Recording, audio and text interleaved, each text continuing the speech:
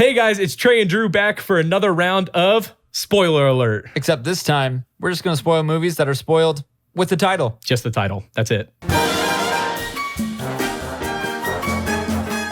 Lone Survivor. Yep. That's about it. There's just Mark. one lone survivor. Just Mark. That's the end of it. Jack the Giant Slayer. Good for him, man. Yeah. He did it. He did it. That's fantastic. Attaboy. Woohoo! The Lord of the Rings, Return of the King. The King returns. It's Aragorn. That's about it. It's Aragorn. Yeah. Who? The Empire Strikes Back. They attack again. Pretty good. Good film. They win. Saving Private Ryan.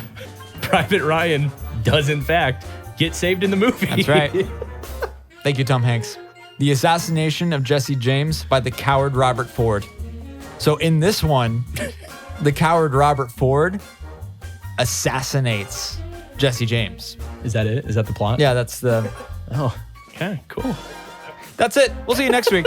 See you guys.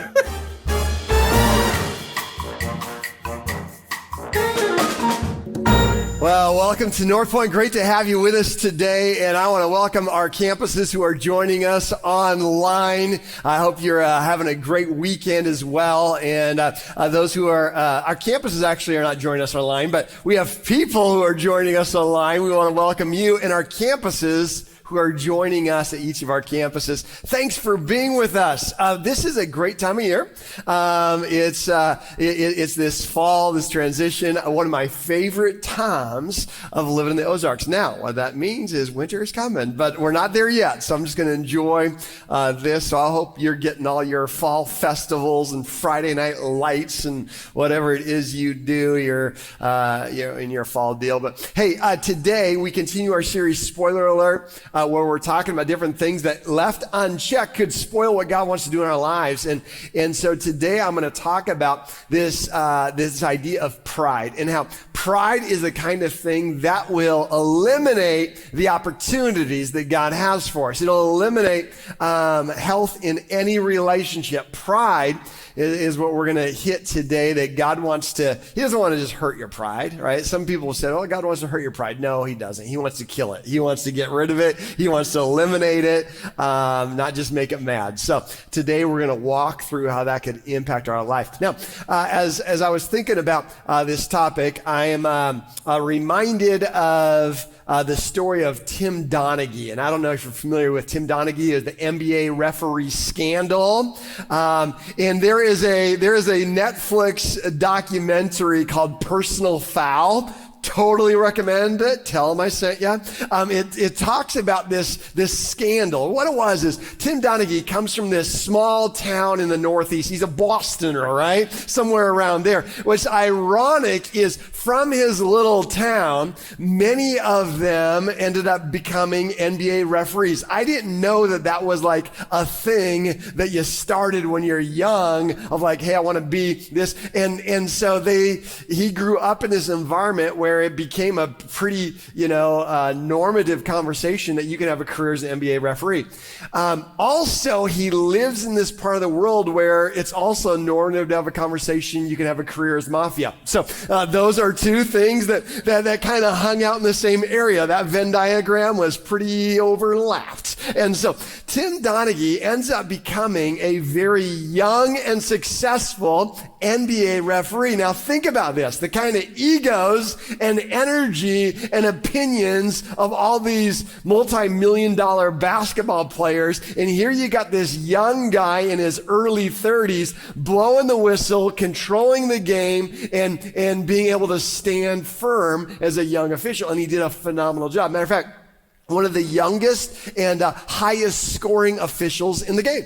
But what happened is he gets approached by someone who's connected to the mafia that says, hey, we're willing to pay you some decent money if you could give us some inside information on the game. So his story, Tim's story, is that it started a little bit innocently enough, things that he would just overshare. Martha Stewart kind of thing, right? Just give you a little inside information.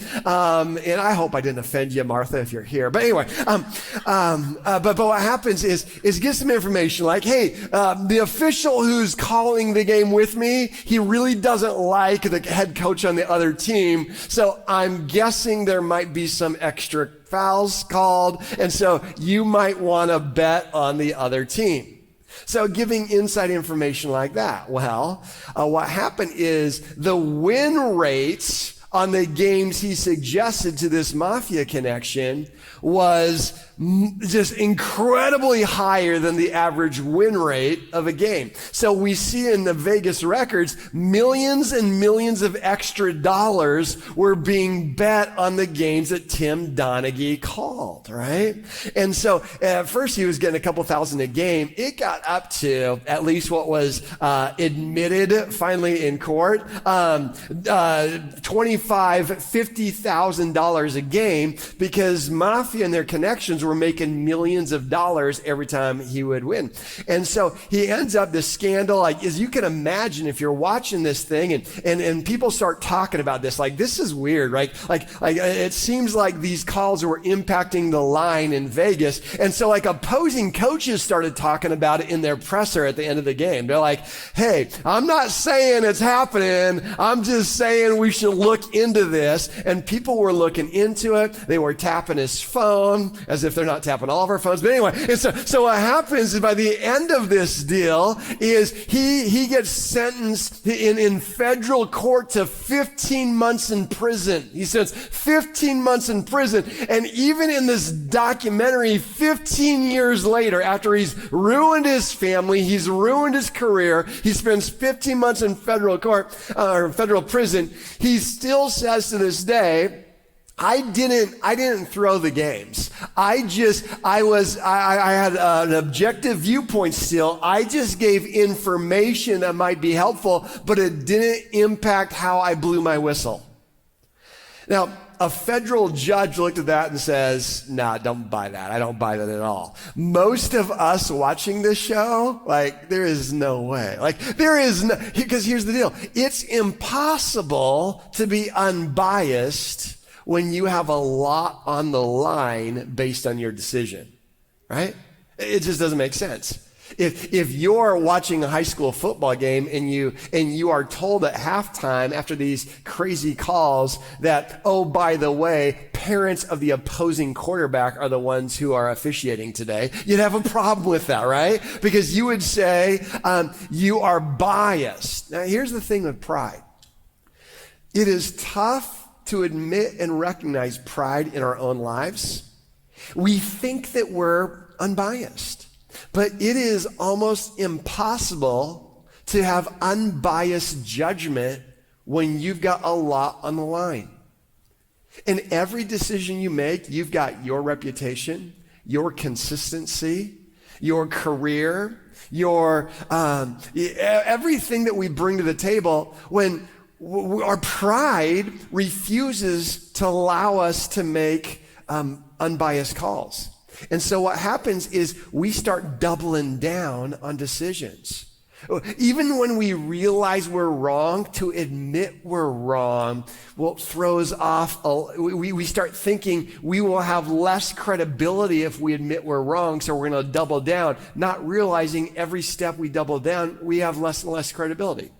Matter of fact, scientists the scientists have started this deal, this big initiative where if you did a report as a scientist and you got research and you were written, you got into a professional journal based on some data, but you find out after years of research, after you've been cited, that your initial reports were wrong, they're paying good money for you to go back and say, I was actually wrong. On further review with more data, my original hypothesis isn't as correct. The sampling wasn't as strong and whatnot. And there's very few scientists who will take them up on it. And when they ask them about it, they're like, well, it's because I think it might ruin my career as a scientist. It'll ruin my credibility if I ever come back and say it's wrong. Even though the new data shows that I'm wrong, I would hate to go back down on that. Now, we look at that from a distance and we're like, that's ridiculous, right?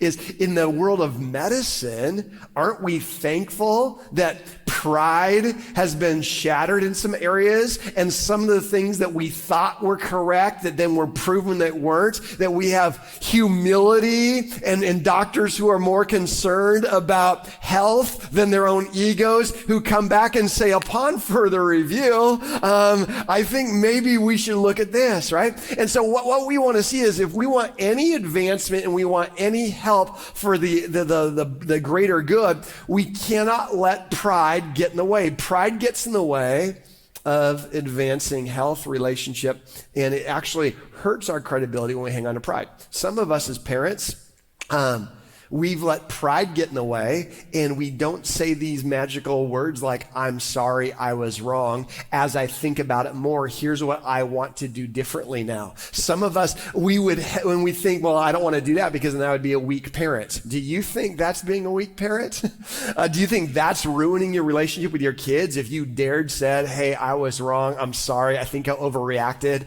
That thing I was so confident about 3 years ago, I'm not as confident about it anymore. Sometimes we think that would hurt our credibility when it comes to politics. Do you really believe the exact same things you believed 20 years ago? Either side. I'm just saying, what makes us kind of draw a line and dig down is we say, well, I tweeted about this, I posted about this, I used to talk about this. If you're not changing your mind in the world of politics at all in the last 20 years, I think you've got an echo chamber, not a think tank. Have you changed your mind about anything in the realm of faith in the last 20 years? If not, I doubt it's because you continue to be curious. I bet it's because you just set aside any type of doubt. And what I'm trying to say is this, yeah, there are foundational principles that you might believe from the moment you're able to process to the moment you die, but there's a lot of things in between that pride will make us double down in areas we shouldn't.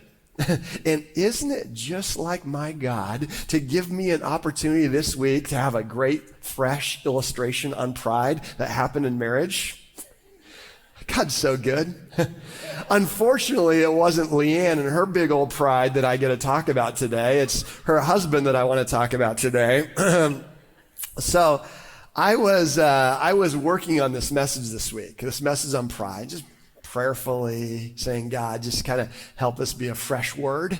And so Leanne and I were talking beforehand, and she's like, hey, I'm going to go run some errands. You need anything? I'm like, yeah, actually, I got an email from Target because I'm a Red Card member. And so they said that they're doing this special that ends today. You get 10% off of all gift cards. 10%, but you got to use my card because I'm a member. And so just use my card. 10%. Our girls live in Florida. They do Disney all the time. They're about ready to do their Disney passes. Up to $500 purchase, you get 10% off. I'm like, they're going to have to spend that in the next couple months anyway on Disney passes. So let's get the Disney card Target, get the Disney card at Target, and it'll save $50. Don't tell the girls, we'll have them, like maybe we'll split it with them 25 each. We'll just make money, okay? Bottom line, we'll make money, use my Target card, and just go there and make it happen. She's like, you sure that's gonna work? I'm like, yes, I'm sure it's gonna work, okay? I've got a message here, let's go. So she goes out and she calls me. Now, normally when she calls me, I'm just sometimes in the middle of a project, I forget that the good Lord wants me to be just patient. And so this is one of those times where my memory wasn't working well. And so I was like, yeah, right? And you should never start a phone call with, yeah, right? And so I'm like, hey, working here. And she's like, because I could tell she's got a little challenge with the assignment. And she says, hey, Jeremy, I'm not sure that I can buy a Disney card with this. I'm like, yes, you can. Any other questions? Like, no, I'm just not sure. You can. It's done. Like, I know you can. I read the email. She's like, are you sure? I'm like, yes, now you're attacking my knowledge base, okay? Now you're questioning my ability to read a coupon, and I'm awesome at reading a coupon. She's like, I don't think it'll work. It'll work, okay? She calls me back. Hey, Jeremy, it's not working. I'm like, you're not doing it right, because I know it'll work, right? And I'm trying to allow God to use me to help her in this area, and I can tell she's having a conversation with a cashier. And I'm like, okay. Cashier will help me on this, and we're both going to help Leanne. And cashier's like, yeah, you can't use this on a Disney card. It's got to be a Target card. And so I'm hearing this. I'm like, Leanne, that's not true. Okay, it's just not true. I've got the text or the email from them. This is not true. You can use it on any card. It says specifically. She's like, no, I don't think you can. I hear the cashier saying, no, you can't. I'm like, yes, you can. It's true. You can figure it out, right? And she says, hey, can you send me that picture? The cashier says, yes, have him send the picture of what he's reading. I'm like, I know what I'm reading, okay? I'm reading. You can use this on any card. I'll just do it. Don't worry about it. I'll just take care of it, right? And she's like, no, just send it to me. And I hear the cashier say, have him read that bottom line. I read the bottom line. Matter of fact, Leanne sent me this text, so I think we got a picture of the bottom line. She says, read the bottom bullet point. I sent her that picture. I said to her, read the bottom bullet point. Leanne says, you read it. Here's the bottom bullet point. Cannot be used on anything other than Target's cards. And when I read that first, when she says, hey, go ahead and send me that picture, I was like, and I read that, and all of a sudden I realized, have you ever realized you're wrong? Mid-game, and I'd already doubled down. I was like, actually, don't even worry about the card. We don't need the card. I don't need to send the picture. She's like, no, send me the picture. I'm like, no, don't worry about it. We don't even need the card. No, Jeremy, send me the picture. Cashier's like, yeah, have him send the picture. I'm like, good grief. Thanks, God, for giving me a great illustration on pride. We do that. We double down on our pride. We get on this high horse, right? And what happens, we think I can't admit I'm wrong because I will lose my credibility. I'm losing my credibility with the whole community of Target right now. I can't even go in there without sunglasses right now, right? Is bottom line, but why? Because pride. And we do that as parents. We do that as spouses. We do that as employees and employers. We do this with faith. And we cannot live the kind of life God wants us to live if we refuse to get off the high horse and say, God, I will do whatever you ask me to do, because sometimes God's going to ask you to do something that will kill your pride. Here's what I wrote down about pride is if I don't bury my pride will bury me. Maybe not literally, but if I don't kill my pride is going to kill relationships that are important to me. My pride's going to kill opportunities that are important to me. My pride's going to kill impact that is important to the community, to the kingdom of God. I cannot let pride spoil what God wants to do in my life. Here's what pride will also do. Pride will tell me that my outside success covers up my inside mess. Pride will make me think I'm doing actually a good job because on the outside it looks good, but on the inside it doesn't. I'm going to give a little pride test, okay? So here's what I want you to do. If you know the neighbor, take score for them. I'm just kidding. Don't do that. Okay. And you don't need to raise your hand if this applies to you, but here's a little pride check. You might want just do a little tally. Okay. But don't show anybody, and please don't cheat off someone else's paper. Or if you don't want to do a tally, maybe you just keep track with your fingers, but tuck them in your pits. Okay. And whatever you need to do. Okay. But how do you know if you're prideful? Because sometimes on the outside, it's actually admirable. Okay. Here's one. You crave to be the center of attention. All right. Now here on the outside, it just looks like you're a leader. And so you're like, no, I'm just, just confident I'm a leader, right? Second thing, you are focused on your appearance. Now people don't notice that because on the outside, it looks like you're just sharp. Maybe you need to stand out in everything that you work on. You just want to stand out. Good is not good enough. You want to be noticed for it. Now, on the outside, people say, well, you do significant work. You're an awesome. Here's the deal. On the outside, this is admirable, but on the inside, it can lead to pride or be pride. Another area is you're rebellious. Now, your job performance might say you're a risk taker, and your supervisor might actually honor you for that. But what it is, on the outside, it looks great. On the inside, it could be pride. You could be critical of those who are better at it than you. On the outside, it just looks like you're super confident, right? And you can take on anyone and anything. On the inside, another sign is you're a know-it-all. On the outside, people might praise you for being well-learned. On the inside, you're trying to prove to others that you're awesome. On the outside, people just praise you because you accomplish a lot. The things that your coaches compliment you on, that your teachers compliment you on, and your parents compliment you on the early age, in the early stage, are the very things that can build pride. The things that look successful on the outside, if not careful, can become pride on the inside. It is very possible to look like you are well accomplished, doing everything you need to do on the outside, and on the inside, you're dying. There's a story in Scripture, it's in 1 Kings chapter 5. It's about a dude who's a general. This guy's a big dog. In a war culture 2,800 years ago, the king of Aram, so this is like Turkey area, they had come down and they were raiding villages, and this is one of the chief raiders, okay? This is like the Jim Plunkett of raiders. No, I'm just kidding. We don't talk about raiders this week. But what happens is this is a guy who had come into villages and claim territory, claim treasure, claim loot for the king of Aram. His name is Naaman.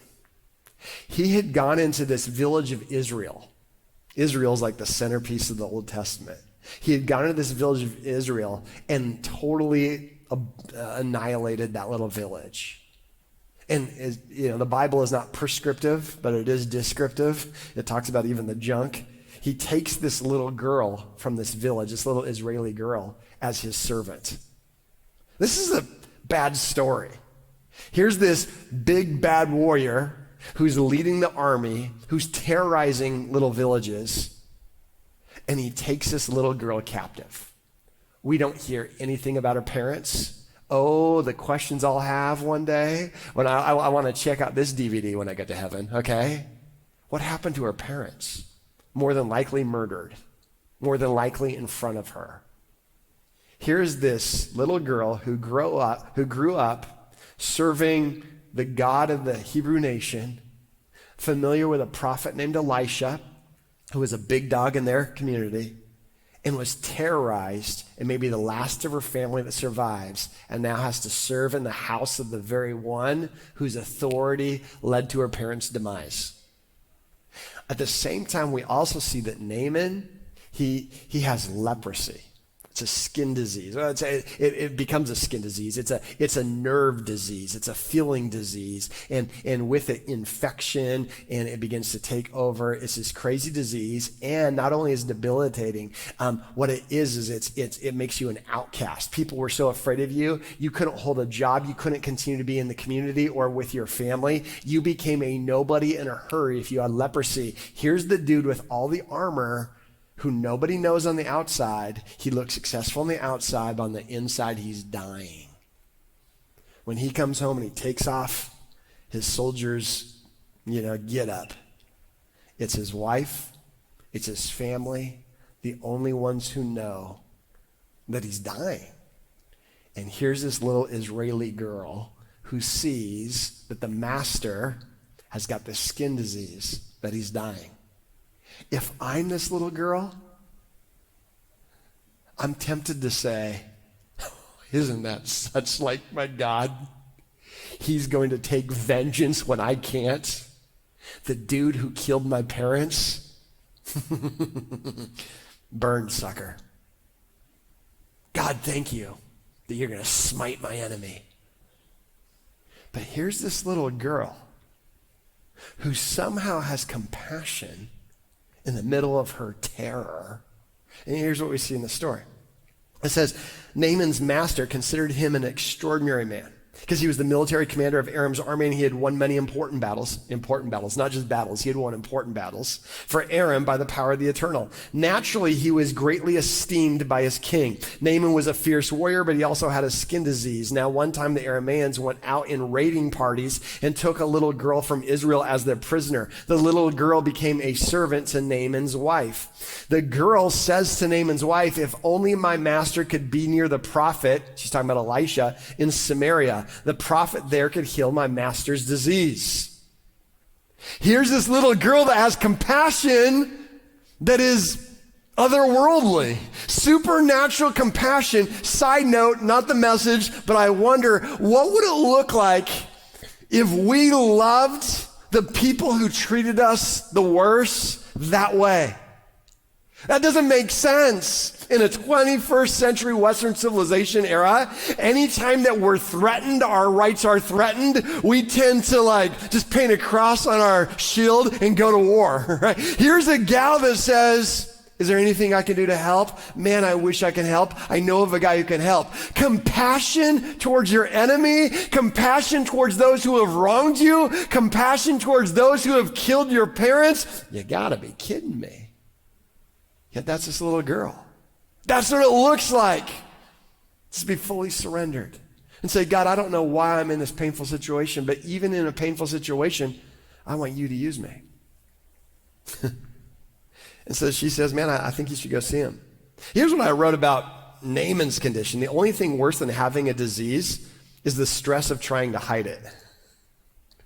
When you're important and you're powerful, the only thing worse than having a disease that you know is going to kill you is trying to pretend you're all right.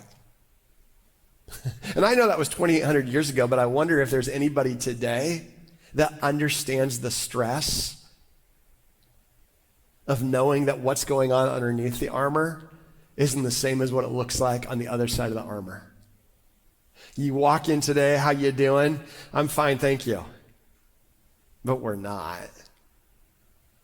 How's your marriage? Good. How's work? Busy. How's the kids? Growing. Chink, chink, chink, chink. But you're hurting.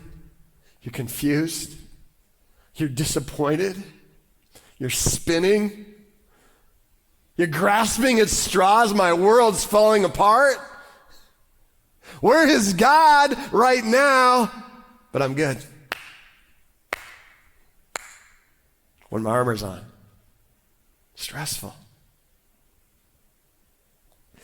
So I don't know why, but Naaman, who's the successful dude, finally admits to saying, okay, I've got an issue. He has a conversation with his boss. His boss says, well, let's go take care of it. Elisha's known as a healing dude, so go to Elisha. It says this, verse 9. The king told Naaman to go and find Elisha. So Naaman showed up at Elisha's door with his horses and chariots. He's on his horse. He works his way all the way down to Elisha's house. Elisha didn't show his face to Naaman. Which, side note, rude, right? When you got a guest, you come out of your bedroom. Naaman, somebody who's a big dog, shows up at this prophet's house, and the prophet, I'm not going to go see him. Instead, he sent instructions. Wash yourself in the Jordan River 7 times. The waters will heal you, and your skin will come back to normal. Not your sin, your skin. You will be cleansed. Naaman boiled with anger as he left Elisha. He had come to his house expecting something much different. Here comes this important guy. Knock, knock, knock, knock. He doesn't come out, but he gets a message. He gets a text. Just leave it at the door. Here's what you need. And now he's mad. Why is he mad? Because he is not used to this kind of treatment. Don't you know who I am? I am Naaman. I raid villages around here. I'm a powerful man of authority, and you're not even going to come out of your bedroom? And I'm not going to the Jordan River, which, by the way, I've been to the Jordan River. Earmuffs if you're going with me in a couple of weeks, okay?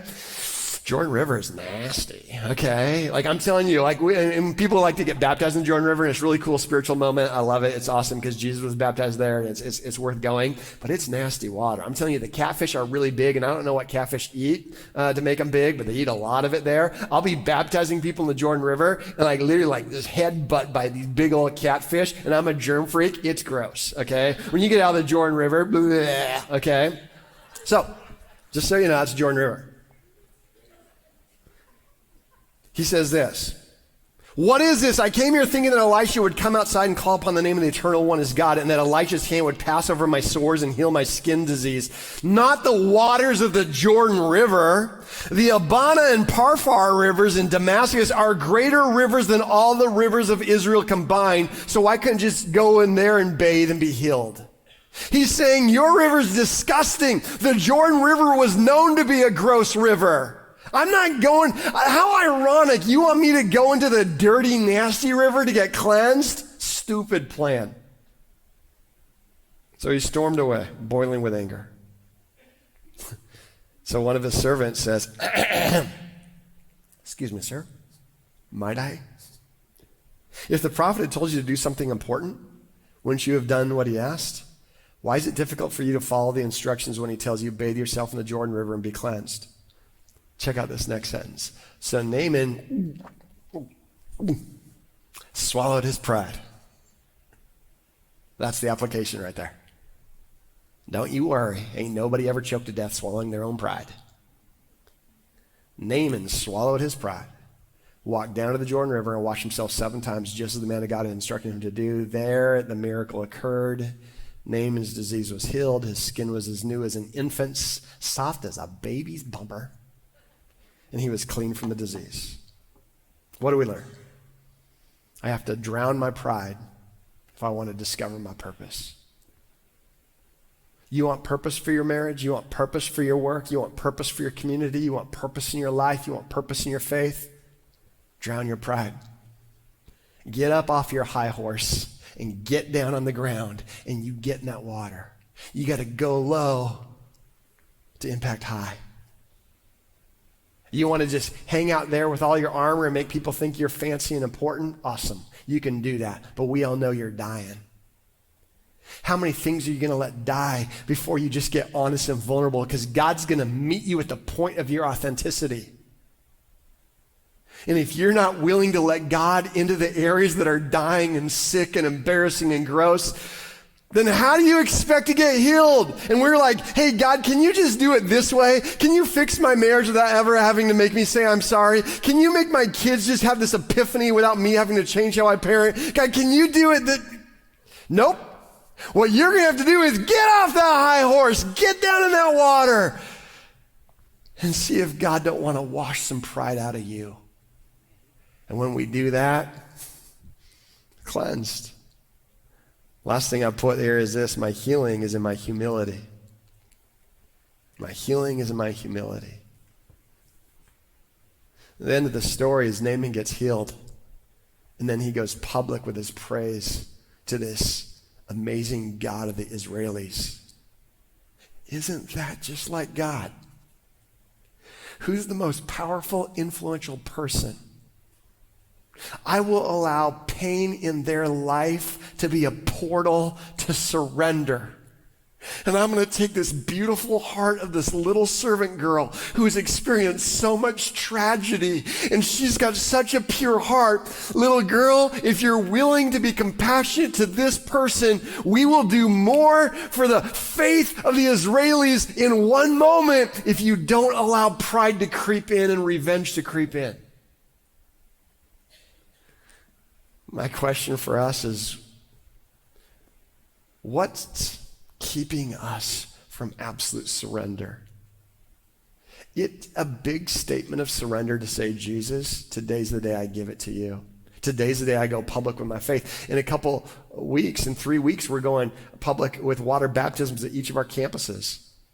Maybe your next step is to do that and to get into the water, but you're like, isn't there another way? I don't really need to do that. I marked a box. I'm good. God and I are good. Cool. But what if God says, I want you to do that? It's a surrender. I can't imagine another statement of surrender like that. To say, God, I'm all in. You're leading this, not me. I've struggled. I've sinned. God, I need you to meet me at my point of authenticity. Your healing's in your humility. I also love the story of a little girl who believed that maybe her inclusion into her faith might impact not just her, not just Naaman, but might impact a whole lot of people. I believe every time you share your faith journey with someone, you have no idea the dominoes that sets off and how many people can be impacted for the kingdom of heaven. I want to share a story of a gal at North Point. She's our Springfield campus, who she got to a point of surrender. And she also was impacted by someone who wanted to share her faith journey with her. And it became a domino in the people that she cared for. Every time you surrender, I believe everyone around you wins. Check out Monica's story. So I grew up in a home that really church wasn't a big part of, actually. So I believed in God, but I didn't know what that meant. So we didn't go to church on Sunday regularly. And so naturally, I probably took some wrong turns in life as a teenager. So I was partying, doing things I wasn't supposed to be doing, and I ended up pregnant when I was 16 years old. So yeah, my daughter was born in 2004 a month before I turned 17. So I had not even started my senior year yet. But I think everyone's forced with two choices in that, right? Like you can take a responsibility or you can ignore your responsibility. I ended up taking college courses my senior year to graduate early so that I could spend time with my daughter. And I asked myself, like, what do I want to do with my life? And I knew I wanted to own my own salon. So I graduated early. I went right into hair school in January of what was still my senior year. And I graduated high school and cosmetology school that same year in 2005. So that led me to having another baby when I was 18. So serious relationship still with my kid's dad. We were together for probably 7 years. He battled addiction. We never got married. We did, however, live in the same house. We did our best to provide for our children and be a family. I was still young and was not happy, right? And clearly he was not happy somewhere in his life. And so naturally, it just didn't work out. So we had to make a hard decision of this is just not where we want to be and how we want to raise our kids. So I had my own salon. I was approached by my cosmetology school owner, actually, who said, do you want to come be a teacher? Like, we need help. And I said, sure, why not? So I went back to school. For about 2 months, I took over the cosmetology school with them and poured into that. And then I met my husband. So we've been together for 12 years now, married for 10. This is our 10-year anniversary. And even then, I wasn't looking for that person. Like, we grew up in the same small town. I knew his family. Now we've got a blended family. We have really hard relationships on the other side, right? When feelings get in the way, things become very sticky. I decided to move. So completely uprooted their lives, uprooted all of our lives. My husband moved he was living in Kansas City at the time. He moved down. So it was a whole new beginning for all of us. I think there was a moment where I was like, what am I doing? My dad was diagnosed in 2015 with stage 4 cancer. I remember saying, like, I can't live without him. And if there's a God, like, show yourself. Fast forward 2016, my husband, I think at the age of 32, had a heart attack. So 2015 cancer diagnosis, 2016 heart attack happens.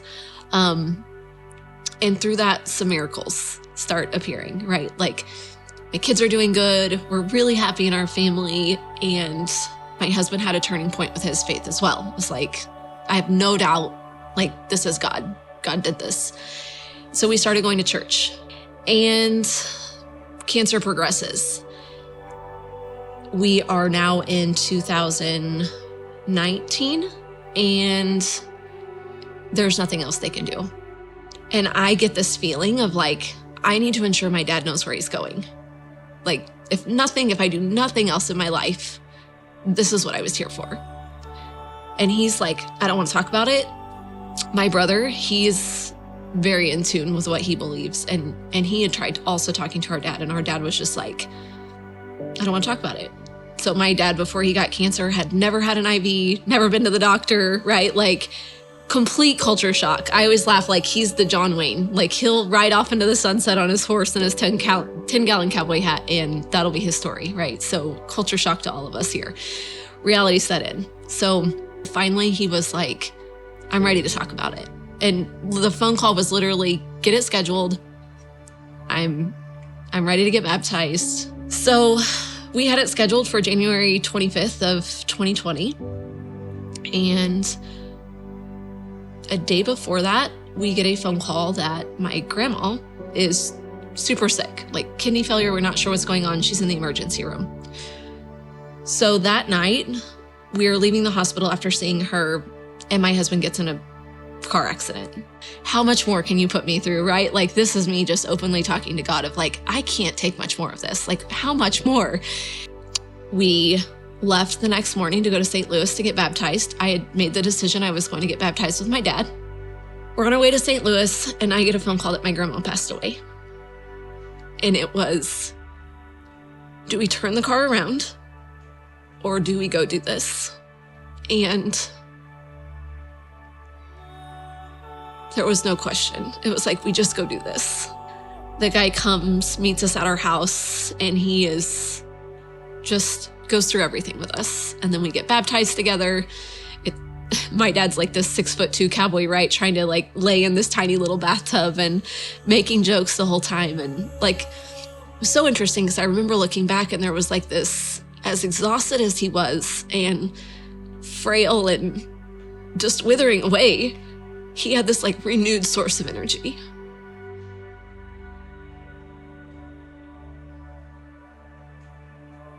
And I look back over the last year and I'm like, I've helped a lot of other people. I've helped a friend whose brother committed suicide. I've helped some friends whose father passed away from cancer. But I never really helped myself. Jenna's my boss and one of my very best friends. And she came to me and said, why don't you come to church with me? Like, I know you believe. I know deep down you know where you want to be. And she was like, try North Point. Just come one Sunday. And so I said to my husband a few weeks later, I'm like, I really want you to try to come to this church with me. And so he did. My husband had been asking me like, do I get baptized? Like he's been saying this for so long. Like, I want to get baptized. I want to get baptized. We're sitting in church on Sunday. We're at the end of the message. And Jeremy's like, doesn't matter if you're prepared. Like we have clothes, right? Go out to the lobby. He got baptized and it was just like full circle, right? Like, it's just amazing of how God works through you, how God works through others. I was a teen mom. I could have given up. I've lost so many people. My children have lost so many people. At the end of the day, it doesn't, like, you'll get through it. It's just believing. If you believe that there's someone there with you and that someone being Jesus, right? That's it. Let's thank Monica for sharing her story. Isn't that powerful? I love that. When you are so confused by the outcomes around you, man, dare to invite God to open your eyes to the impact beyond you if you surrender in that moment. Whether you're the person that has to get off the horse and say, okay, I'm ready to surrender, whether you're the person confused by the things going on and just say, God, I don't know what my next step is, but speak to me, I'm going to take it. You never know at the other end of that invitation, the other end of that story, the other end of that obedience, what kind of impact God can begin to stir.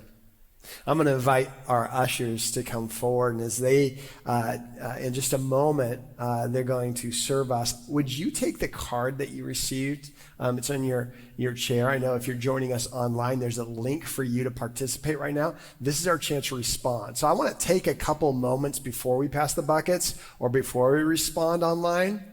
I want you to think about this. What is your next step? Pride will tell you you don't have one. You'll just try harder. If you were to take off that armor, what's that next step that's needed? Is today the day you surrender to Jesus Christ? You can make that decision. Mark that there. We want to send you some information. That's a big step. It's a spiritual step. Second thing, maybe you're saying, I need to get baptized. I've not done that from my own choice before. I just want to do that. We have one coming up. Mark that. Mark that down. Maybe for you, it's you want to share the story of your faith with a friend. The other thing I want you to do before we pass the buckets is think, what's a prayer request? What's an opportunity that we can pray for something underneath that armor? We want to pray with you. Every week, these cards, they don't go through a machine and get tabulated. They go through human hands, and we wrestle together in prayer. Would you take a moment, and would you fill out a prayer card? And then in just a moment, you can drop it off in the bucket. It's also an opportunity to give back financially. It's how we all as North Pointers continue to move the mission forward. If you're a guest with us, this isn't awkward for us, and I hope it's not awkward for you. We don't expect anything of you during this time. We'd love it if you just let us know you're a guest. We're going to email you and give you a list of a few different local charities, let you choose which one you'd like for us to give towards, our way of saying thanks for being with us today. So you can drop that in the bucket, or you can click that online. But if you came prepared to give today and you're North Pointer, you can certainly drop that in the bucket. There's lots of ways to give throughout the week. I will say this though, this month we kicked off a video last week. We're about to show another video. You probably got an email or a letter or both from us this week. Through the month of October, we're inviting all North Pointers to do a one-time best gift towards our Nixa campus that we're building. We're really excited about it. And so prayerfully consider what can you do in the month of October together as we do our part. We'll have more than enough. So ushers, go ahead and pass those buckets. As the buckets pass, check out this video about what's going on at our Nixa campus. Hey, North Point, we are thrilled that we can talk to you about the brand new Nixa building coming fall of 2023. And that means it's being built right now. So we wanted to give you an update of what's going on and also let you know how you can be a part of making this happen. But I want to take it to the field. We've got a couple of our field reporters, Jeremy Alvarez, Brad Fox. They want to show you a sneak peek of the current progress at our Nixa building. Check it out. Well, hey, Brad and Jeremy here, giving you an update on site of the new campus build here in Nixa. So, Jeremy, tell us what we have going on behind us here. So right here, the corner of Tracker and Main, where we've been building, we've got concrete getting ready to be poured. So forms are going up, everything's going to be in place because here in the next couple days, concrete's going to go in and then we can't change it. So they're making sure that everything's in the exact right place that it needs to be. Forms are going up. And so we're going to have about 35 concrete trucks in a day just coming through there. And they're right down the street. So it's just going to be a constant relay of trucks coming through here. It's going to be pretty cool. A couple weeks after that, we're going to have steel on site. And so basically all the steel that we need for the project will be here, and then it's just a matter of putting it together. And it sounds really simple. It's not. It's going to take longer than we would make it sound. But really, it's just a matter of those guys piece by piece knocking it out. And you guys are going to see on a daily basis, it's going to start looking different. So it'll be pretty cool. So we want to say thank you to North Point. Thank you for your generosity, the way that you make projects like this happen. We're able to get into the community and be the hands and feet of Jesus, be another safe place for people to find and follow Jesus. So thank you so much. God has been faithful through the story of North Point at every stage, in every campus, and this one is no different. And so this isn't a Nixa project, this is a mission project. This is why we exist, to be able to create more opportunities for people to experience Jesus. And I'm challenging all North Pointers to be a part of making this happen. Now, we don't do building campaigns, and we're not gonna ask you to set a 10-year goal or anything like that. But if you're a North Pointer, no matter what campus you're a part of, I'm asking all of us to come together and in the month of October, give our best gift, whether that's $5 or 5 figures, together, all of us asking God, what can we do? And we provide a one-time gift to the new Nixa build. I believe we'll have more than enough to be able to furnish the entire place as we prepare for this opening. Every penny we're able to bring in together is less money we're having to invest with interest. And we're so thankful for the mission of North Point. So this year it's Nixa. We're going to continue to see what God's doing in this mission. But would you prayerfully consider what one-time gift you could bring that we put together and say, God, use this for this mission. Anytime in October, any of our giving options, you'll see a new Nixa build as a drop down or something you can mark on a memo in any of your giving options. And we will make sure that gets attributed towards this exciting opportunity. Thanks for being a part of this great mission. And we can't wait to cut the ribbon on a brand new building sometime next fall. Thanks so much, North Point.